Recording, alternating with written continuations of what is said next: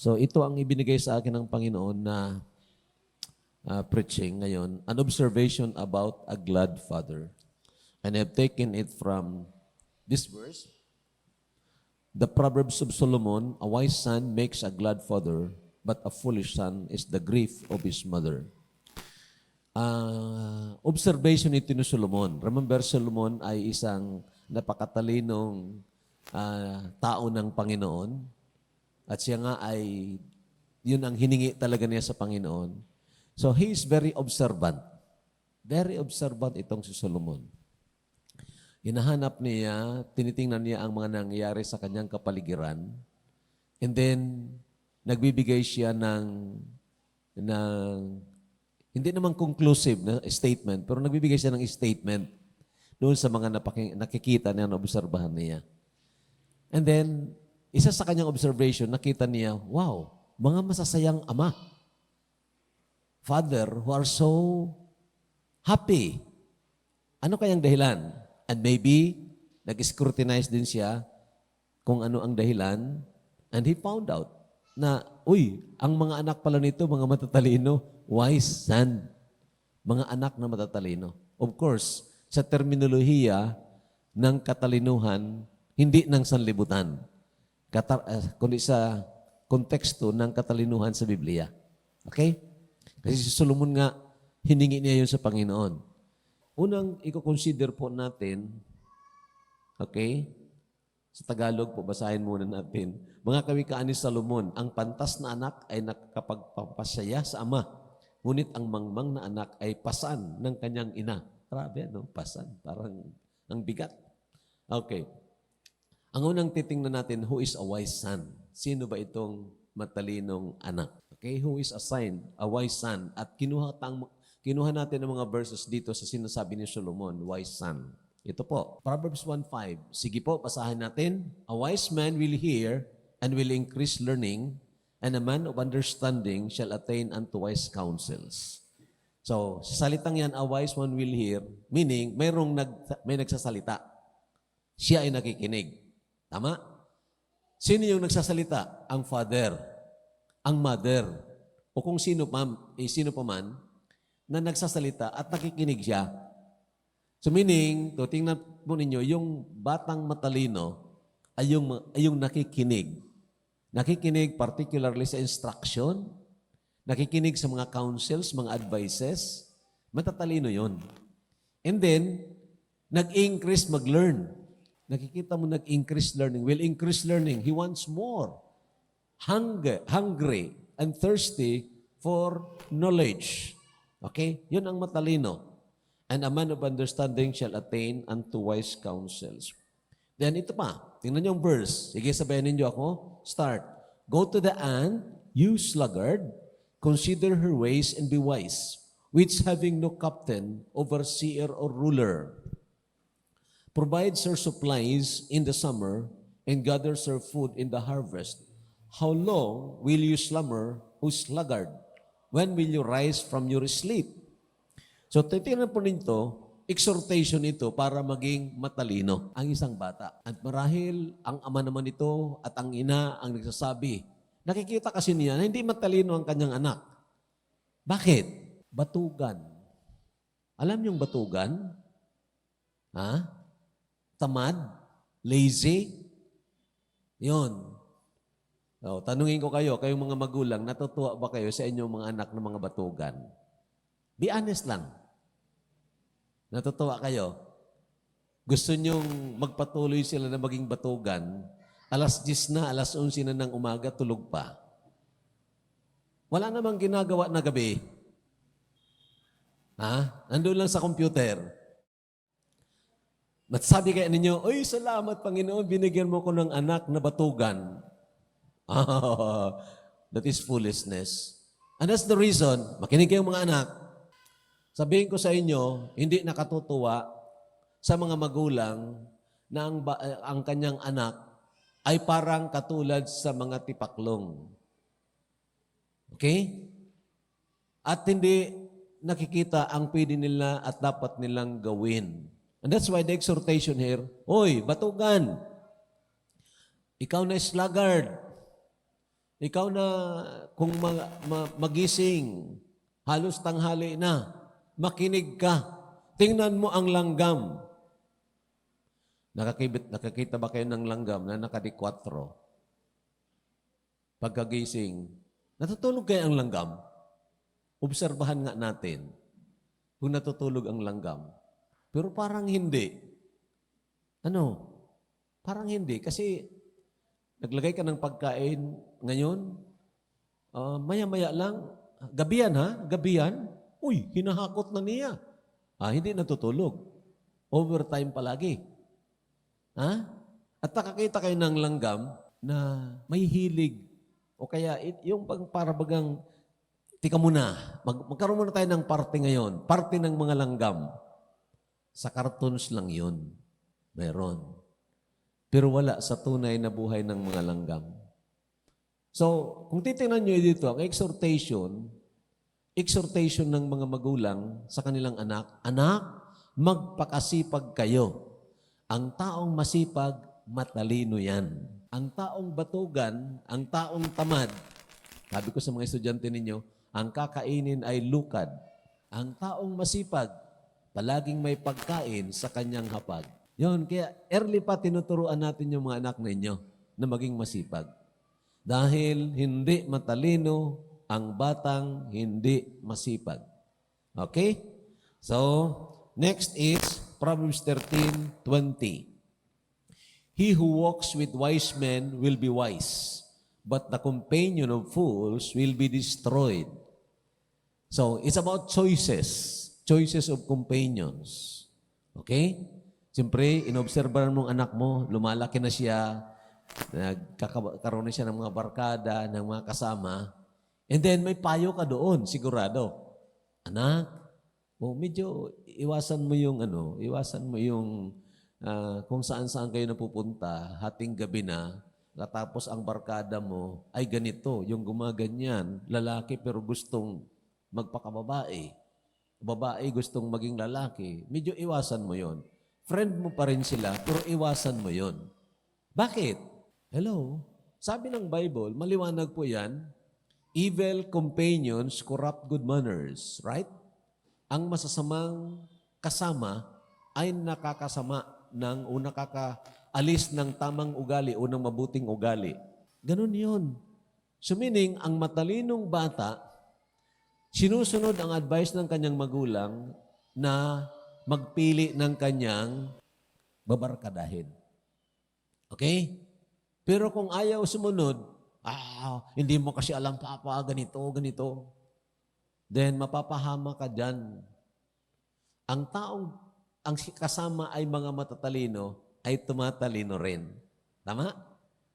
Pero ang kasama mo, yung mga mangmang, ang isip kung paano magpahiya ng kanyang kapwa, ang isip kung paano magrebelde, kung paano mag-march doon, mag-rally-rally, kung yun ang kinakasama mo o yung kasama mo, ay maniwala ka o hindi, maya-maya, ganun ka na rin. Di ba?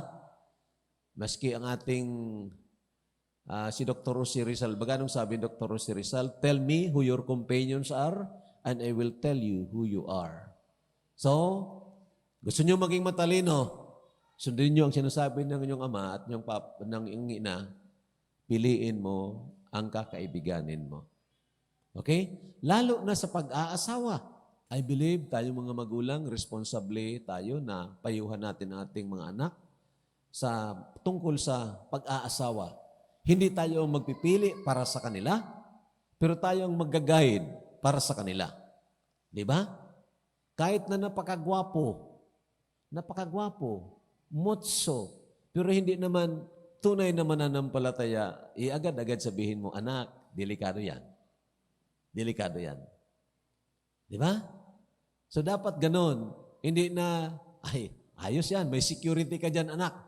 Bahalang araw, pa-Christian mo na lang. Nako, delikado ka dyan. I'm trying to tell you, ito ay mga observation ni Solomon na nakita niya actual sa buhay at ipinagpapayo niya sa atin. Be wise. You want to be wise? Maging kasama-sama mo ang mga matatalinong tao. Di ba? at maging matalino ka rin. Then, along with this, siguro ko, maganda rin na ang babasahin ninyo, hello, makinig kayo, ang babasahin ninyo, kasi naka-influence ang pagbabasa, basahin nyo ang mga sinulat ng mga matatalinong tao. Ha? Huwag kayong magbasa doon sa mga, ang tao kasi ngayon gusto ang pranks. Alam niyo yung pranks? Yung pranks, yung mga binuang na mga videos doon. Kasi natutuwa sila ganoon. Nako, baka maya-maya kopyahin mo rin. O isa ka na rin sa tatalian mo yung upuan ng classmate mo. Pag upo niya, hahatakin mo, di bagsak siya. Tawag diyan mga pranks o prankers. Now, ang advice ko is maghanap kayo ng mga aklat na magaganda. Yun ang basahin ninyo. Okay? Aywan ko kung binasa ng anak ko ang mga binigay ko na sa kanya na aklat. Yung maganda yun. In His Steps. In His Step by Sheldon. Basahin ninyo yun. Dalaga at binata, maganda yun. May love story yun. Pero ang principles doon ay mula sa salita ng Panginoon. Okay? Magagandang aklat yun. Yung Pilgrim's Progress ni John Bunyan. That's a story. Hindi nakakabagot, hindi nakakasuya. Try to read that. So, it will make you wise. Okay? Last. The fruit of the righteous is a tree of life, and he who wins souls is wise. Yun. Ang barkada, hindi masama. Lalo na kung madadala mo siya sa Panginoon. Okay? Madadala mo siya Panginoon. Meaning, ang layunin mo, bakit kasama mo siya doon, hindi para gawin kung anong ginagawa nila, kundi para mawin mo sila na makilala nila ang Panginoon. Now, and that's the reason when you choose, pipili ka ng barkada, yung mga barkada na friend mo sila, gustong makinig. Gustong makinig, pero mga scorner, ayaw talaga, ay tigilan mo muna. Prehan mo muna, baka balang araw saka mo naman kausapin. Pero yung gustong makinig, gustong makinig ng salita ng Diyos, yun, barkadahin natin yun. So matutuwa ang mga ama kung nakita ng kanilang mga anak, na ang mga anak nila ay may pagpapahayag ng salita ng Panginoon, nandun sa kanilang puso na mag-soul win, mag-share ng salita ng Diyos. Now, binasa ko lahat ang Book of Proverbs, mga kapatid, wala dito na para bagang ang hina-highlight yung anak pag siya ay sikat sa sanlibutan ito at yumaman siya, nakakapagbigay ng kagalakan sa kanyang ama. Wala nang ganon. I believe there is maybe a partial joy diyan, but that is not the highlight. The highlight is all above the spiritual things. Okay, ang pangalawa, what makes a glad father? Or what makes a father glad? So dalawa lang ito, tapos na tayo. Ano ang makapagbibigay kagalakan sa isang ama? Again, observation ito, kasama ng observation ni Solomon at ang observation ko rin. Number 1, when he sees his children achieve and increase in achievements. Totoo ba ito? Pag nakita mo ang iyong anak ay medyo may nakaka-accomplish ng isang bagay na itinuro mo, halimbawa, nakapagbibigay kagalakan, di ba? Kahit na maliit pa lang, nakita mo ang anak mo, nag-smile na. 1 month old, nag-smile. Smile pa lang yun, pero nagdulot siya ng kagalakan. Tama. Maya-maya, nakita mo ang anak mo, gusto nang maupo. Maya-maya, nakita mo ang anak mo nagaganyan na, nagkukunday-kunday na. Grabing kagalakan mo. Di ba? Maya-maya, kumakanta na. Yun si Gab. Kumakanta daw sa birthday ni Kiel. Na-surprise nga ako. Natuwa ako at na-surprise talaga. Bakit? Kumakain yung iba. Nandoon siya sa microphone. Kumakanta siya. Tapos tinignan ko, si Gab ang kumakanta. Sunod-sunod pa na kanta. Yun. Ano kaya ang feelings ni Brother Ron at ni Sister Lynn? Oh, siyempre natutuwa sila. Why? Their children are achieving. Or their children, marami na siguro. Madali na. Ang kanilang anak ay nag-achieve. Di ba? Hindi po masama yan. Kaya nga meron tayo sa ating school, meron tayo ng yung mga achievers. O, galing kami doon sa Prito Diaz. Nag-preach ako doon sa school natin. Nakita nyo yung mga magulang? Grabe ang kakalakan nila. Lalo na kung naka-honor A ang kanilang anak. Honor B. Oh, grabe. Oh, grabe ang katawaan nila. And that's natural. Okay? Alam ba ninyo na binigyan tayo ng Panginoon ng ganyang privilege din? Ha? Dahil katulad din ng ating Ama sa Langit, na kung tayo'y nakaka-achieve ng isang bagay, natutuwa siya. Oo, tingnan mo ang anak ko na yan. Oh. Dati ganyan yan, pero ngayon tingnan mo.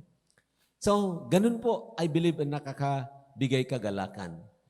Now, of course, iba naman yung kagalakan na direct from the Lord. Okay? Kasi whatever is the condition of our children, we can have the joy from the Lord.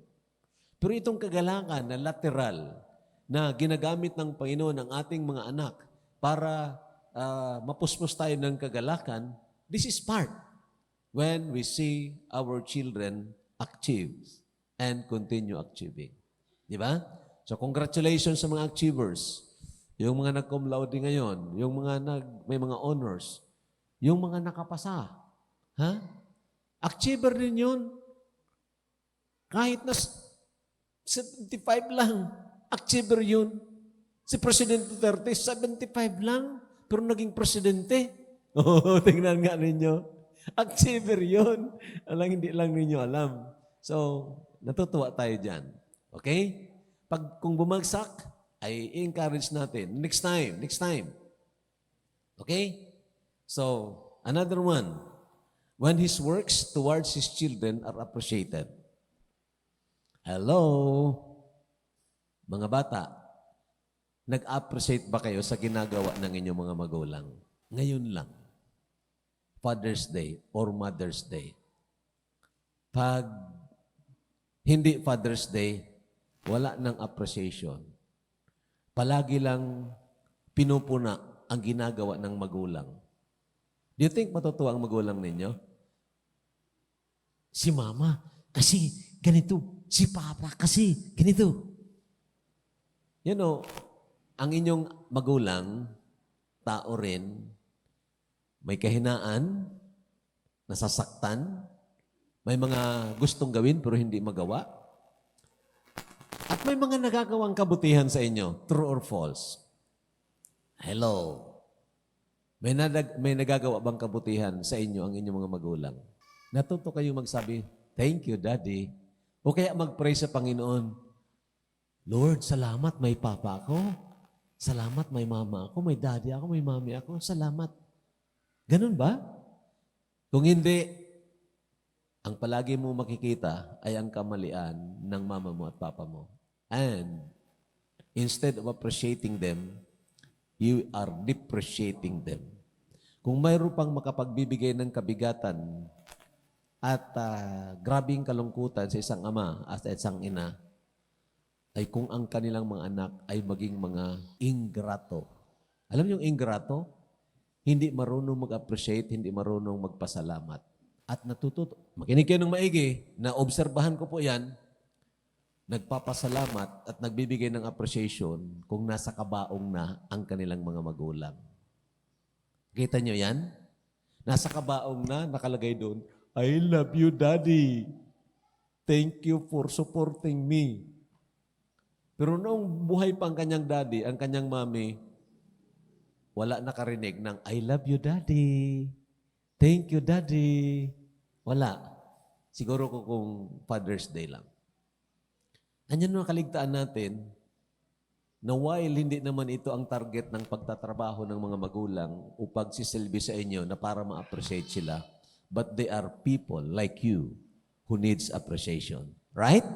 Kahit na nga ang mga batang maliliit, pag pinapalakpakan mo, ina-appreciate mo, na-encourage lalo. Ang mga magulang, ma-encourage yan kung they receive appreciation from their children. So start doing it. Okay? Kahit na maliit na bagay. Pero nakikita mo, uy, ang papa ko ganito. Oh. Actually, sabihin ko sa inyo, hindi kayo maging ganyan kung wala kayo ng magulang. Second to the last, when he is accepted by his children just as he is and not by what he gives them.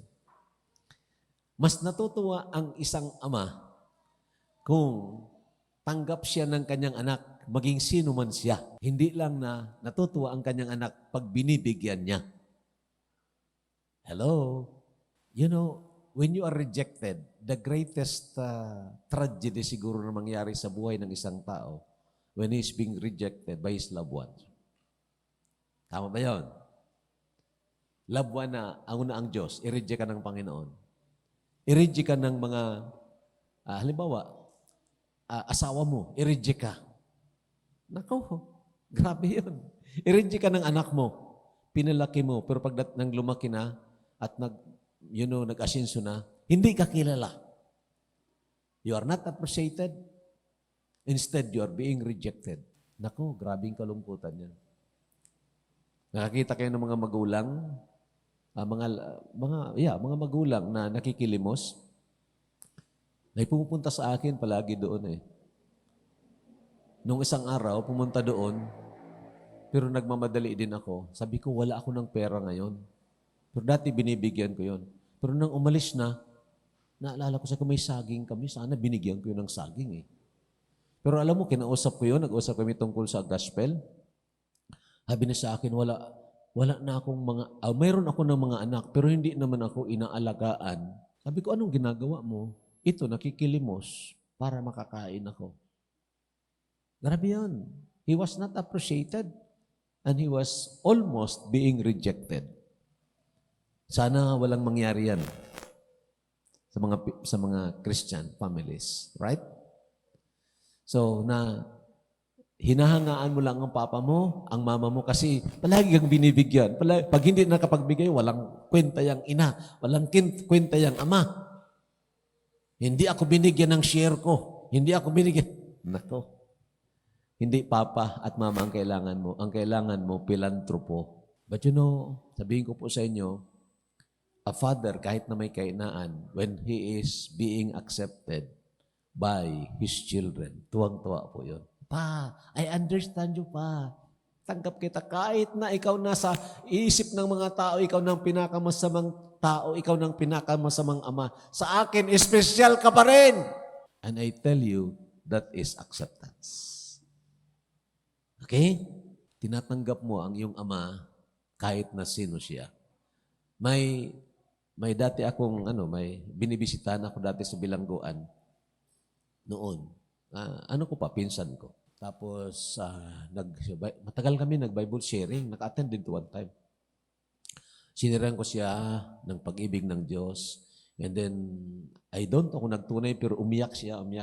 Alam niyo bakit? Umiyak siya? Hindi kahit isa sa kanyang mga anak, hindi siya binibisitahan. Dinala siya doon sa munti, namatay siya doon sa munti, wala na siyang makita. Grabe. Parang itinakwil siya talaga ng tuluyan. Ang case niya, rape eh. Sabihin ko sa inyo, mahirap ang ganyan. Pero maniwala kayo, hindi, mga anak. Ha? Kahit na sino yung papa mo o mama mo, kahit na yan ang pinakamasamang tao, hindi ka magiging anak, hindi ka maging ganyan kung wala ka ng ama, wala ka ng ina. Tama? Tama. And he needs appreciation. He needs acceptance. Lastly, when his good traits, dagdagan ko ito, good principles, traits, and habits are duplicated by his children. Natutuwa at lalong higit na kagalakan sa mga magulang, sa papa at sa mama, kung ang ugali natin, mga prinsipyo na tinayuan po natin, ay nakikita natin, tinatayuan din ng ating mga anak. Okay? They are following our steps. Ika nga, tunay na Kristo rin ang kanilang sinasampalatayanan. Ito rin ang kanilang sinasamba. Ito rin ang kanilang first love, ang Panginoong Jesucristo. At talagang ang mga habits na magaganda, nakukopya rin nila. Masipag sila, ikaw tamad, nako. Ang ibig sabihin niyan, ibang klase. Ibang klase, hindi mo nakita. Hindi na-duplicate sa iyo. Ha? Kung tamad ang papa mo, naging masipag ka, ay, miss you. Ano na yon? Yan, ang tawag diyan, nag-upgrade ka. Nag-upgrade ka. Pero ang sipag ng mama mo, ang sipag ng papa mo, tamad na tamad ka, nag-degrade ka ng iyong sarili. I'm trying to tell you para mabuksan ang mga isipan. Kasi itong mga traits, itong mga habits na nakita niyo sa inyong mga magulang, you have to learn it. At pag na-learn niyo yan at ay pamumuhay ninyo yan, wow, tuwang-tuwa kaming mga magulang. Why? Naduduplicate ninyo ang magagandang ugali at magagandang mga prinsipyo, traits ng inyong mga magulang. Okay. Be followers of me, even as I also am of Christ. Bakit sinasabi ito ni Pablo? Dahil sinusunod niya si Kristo, sundin din ninyo ako. At sinasabi ito ni Pedro o ni Pablo na bilang ama sa kanyang mga spiritual na mga children, masaya siya, he is full of gladness na makita niya ang kanyang mga anak ay also walking in the same steps that he was walking. And lastly, this is the expression of the word, honor your father and mother, which the first commandment with promise. Hindi lang po ito paggalang. Hindi lang po ito expression ng pagbigay ng material. This is an expression of the whole life. Na ikaw, tayo na mga anak, nakita natin na itong ating mga magulang, bagamat sila'y mahina katulad din natin, but they are God's deputy over us, na sila ibinigay ng Panginoon bilang mga assistant ng Panginoon para alagaan tayo. Isa sa hindi ko malilimutan at nakuha ko na sa father ko na prinsipyo at ugali. Ang una, ang prinsipyo na kahit na maghirap kami, hindi kami magnanakaw kahit anuman. Palagi ang inuulit-ulit ng papa ko, kahit na maghirap tayo, huwag tayong magnakaw. Huwag tayong magnakaw. Huwag tayong magnakaw. At nakuha ko yun na prinsipyo sa father ko. At isa pa yung salita niya sa taga Bicol, maski may pagtios, basta burugos. Okay? Maski may pagtios, basta burugos. Umiiyak yan ang papa ko pag nag-aaway kami. Kasi yun, that is disunity. At nakuha ko rin yun. At gusto kong maging katulad niya. Yung kasipagan, yung paggawa ng isang bagay na hindi titigilan hanggang hindi tapos, nakuha ko yun sa father ko. At gusto kong makuha rin ng aking mga anak. Okay po. So, pagpalain ng Diyos ang kanyang mga salita. Sana makatulong ito sa atin sa pag-build ng ating pamilya as we become participants of rebuilding our nation as well. God bless us.